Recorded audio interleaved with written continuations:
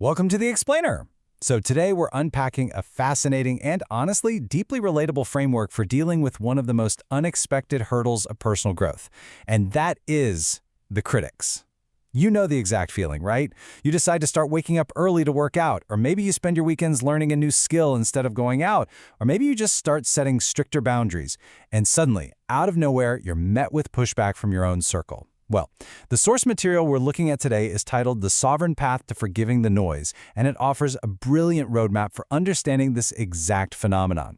It's all about navigating that negative noise from others without losing your focus or your peace of mind. So if you've ever felt dragged down by so-called haters while you're just trying to level up your life, you are in exactly the right place. It's a pretty jarring experience, isn't it? I mean, you'd think self-improvement would be celebrated by everyone around you. So why does your growth bother them so much? When you're genuinely just trying to better yourself with entirely fair and positive intentions, why do some people react with such intense negativity? It's incredibly frustrating. And hey, it's completely valid to feel confused or even hurt by it. But as our source text reveals, the answer actually has very little to do with you and literally everything to do with the fundamental nature of societal patterns and human psychology. Okay, let's dive into this. The first major theme here is the reality of resistance, going against the common pattern. So there's a baseline truth we really have to accept right out of the gate here. When you go against the common thinking and pattern of society, it is completely natural that you will face resistance. If you're doing things differently from the majority, well, pushback isn't a glitch in the system. It's a guarantee. You see, the society around us operates on these deeply familiar, comfortable patterns. People like the status quo, mainly because it requires zero extra effort.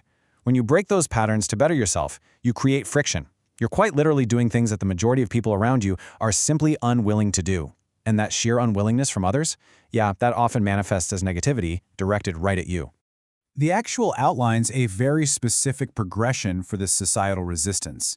First, as you step out of line, you're simply ignored and mocked. They might make a little sarcastic joke about your new diet or your sudden ambition, But if you persist, the temperature goes up. You're criticized and demeaned. They actively try to diminish your achievements just to keep you in your place.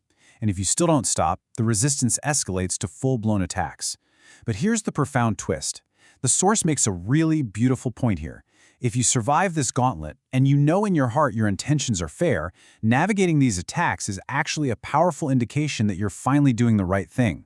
The resistance itself is literal proof of your progress. So knowing that resistance is a sign of progress, we need to shift our perspective. Let's move to decoding the critics and looking at the anatomy of insecurity. Let's see how this builds. You raise your standards and start becoming someone different. And because of that, people around you suddenly feel anxious and threatened. But why? Well, because your growth directly holds up a mirror to their own past failures and insecurities. I mean, it's completely absurd if you really think about it. Someone getting genuinely angry just because you decided to read a book or hit the gym. But to them, your action intensely highlights their inaction. So to resolve this extremely uncomfortable feeling, they try to vilify and diminish you. The source explicitly notes that they belittle you simply to suppress their own shame. They don't actually know you or understand your fair intentions. They're just trying to stop you so they can feel comfortable again. The absolutely crucial realization here is this. People are complex, with very complex problems. Critics aren't necessarily evil villains plotting your downfall. They're often just entirely occupied by their own complicated backgrounds, their mindsets, and overwhelming daily struggles. They simply do not have the emotional bandwidth to empathize with your vision or figure out what's going on in your head. And realizing this, it completely changes the game.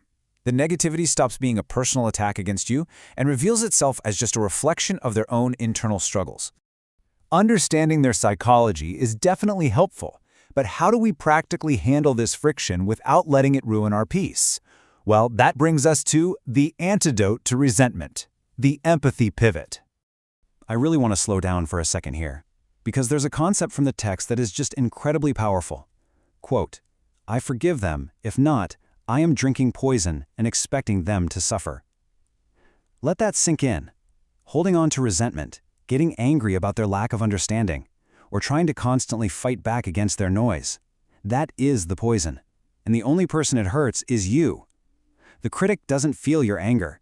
They're already back to worrying about their own complex problems.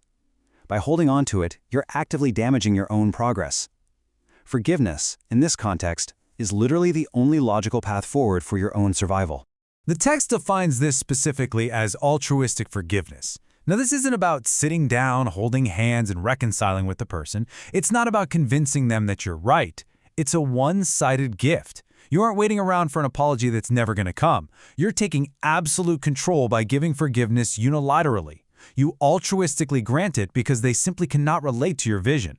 It requires you to empathize with them, recognizing their complicated burdens without ever expecting them to empathize with you in return. You accept their right to stick to their ignorance, and you just let it go entirely.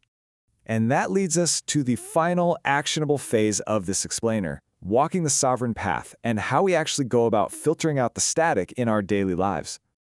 To walk this path, you have to establish a brilliant, really impenetrable boundary. On one side, you have constructive feedback. You absolutely have the right and the responsibility to genuinely listen to and accept feedback that helps you grow, even if it's tough to hear.